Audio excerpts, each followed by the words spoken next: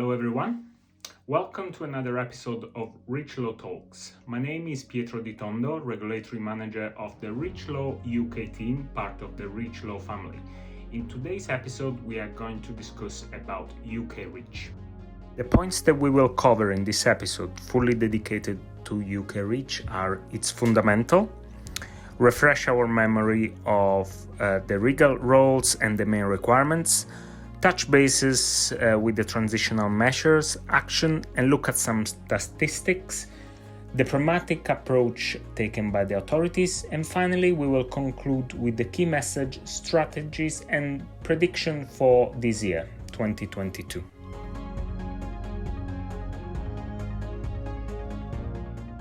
First of all, UK REACH came into force on the 1st of January 2021. What is UK REACH? Well, essentially, UK REACH is EU REACH in structure and principle. The majority of the legal text is identical to EU REACH because it uses its foundation. Therefore, UK REACH is defined as follows. EU REACH as it was on the 31st of December 2020, plus the statutory instruments and minor amendments to these. Changes are made only for reason of governance and transition. So, for example, as far as IT service concerned, this is called comply with the UK REACH. UK REACH authorities are the HSE, the Health and Safety Executive, and DEFRA, which is the Government Department of the Environmental, Food and Rural Affairs, and the SOS, which is the Secretary of State for the Environment. There are no link between UK and EU REACH. And also, another important fact to mention is that there is no consolidated version of this regulation, but the UK government recognized the need for one. Please note that EU REACH continued to apply in Northern Ireland.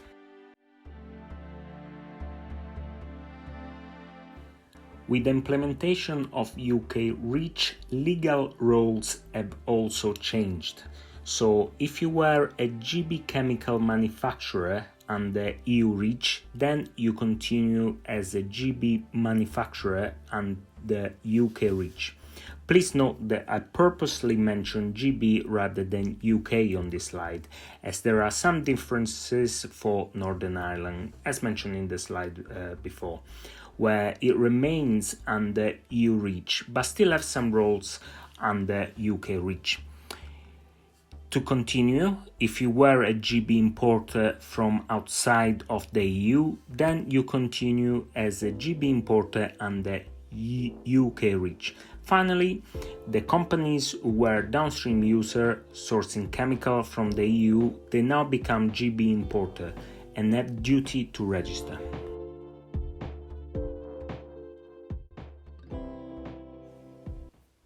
The main requirements of UK REACH are the same as EU REACH. This means that actions such as registration, authorization, and restriction follow the same process, and the tonnage mandate requirement remain the same as the one implemented under EU REACH. The deadline on the table are applicable to the EU REACH registrations and have been extended to UK REACH by their registration holder, and for those registrations following the submission of the downstream user import notification. Now let's have a look at the key transitional measures, action, and statistics.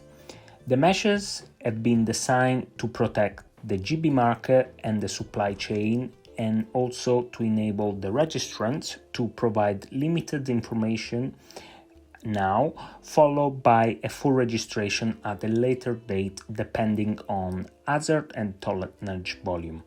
The grandfathering applied where a GB company is the registrants or authorization holders of a EU REACH registration. The grandfathering process allowed for any EU REACH registration held by UK-based entities, including importers and UK-based only representative, to be transferred and recognized by the HSE.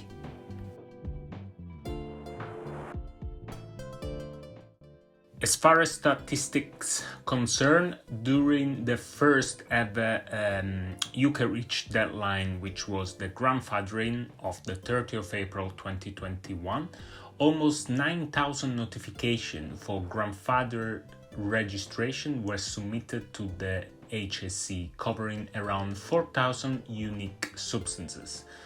The information provided by the 30th of April is currently still being reviewed, but the HSE will publish details of the substance notified under grandfather registration in due course. The second deadline under UK REACH was the 27th of October 2021. And this was the downstream user import notification deadlines. So companies that are sourcing from the outside of the GB and now become importer under UK REACH and can continue to do so if they submit a downstream user import notification. They can do this themselves or by appointing an only representative. By submitting a downstream user import notification, you are then able to take advantage of the transitional provision and extend the registration deadlines to the specific tonnage ban deadline.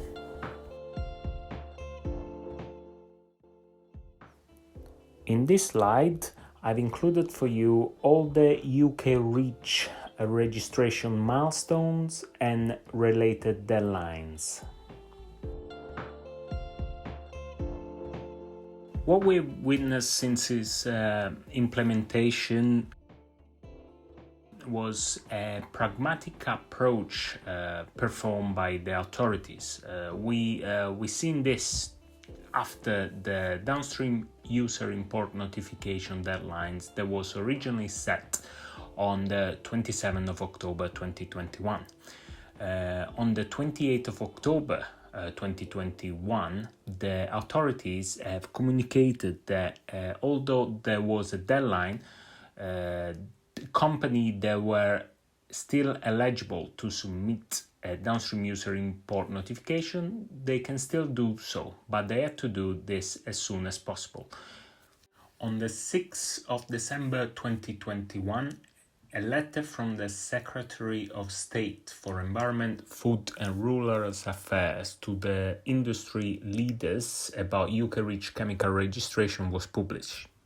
The letter published highlights a consultation on changes to the UK REACH schedule for 2022, including a potential to delay of the registration one deadline set for the 27th of October 2023 to the 27th of October 2025.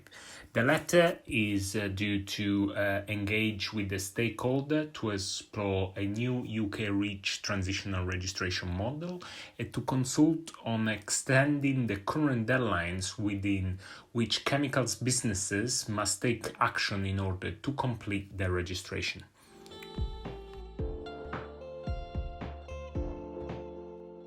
In order to comply with UK REACH, the key message is to know your portfolio, identify your position within the supply chain, monitor the regulation, and where required, ask for help. As far as predictions for this year, 2022 concern, is very difficult to predict what will take place. But considering that there is no consolidated version of the UK REACH text, it would be nice to see an official version being published by the authority.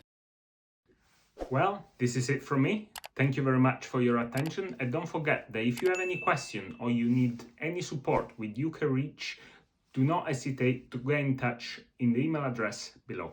Thanks again. Bye.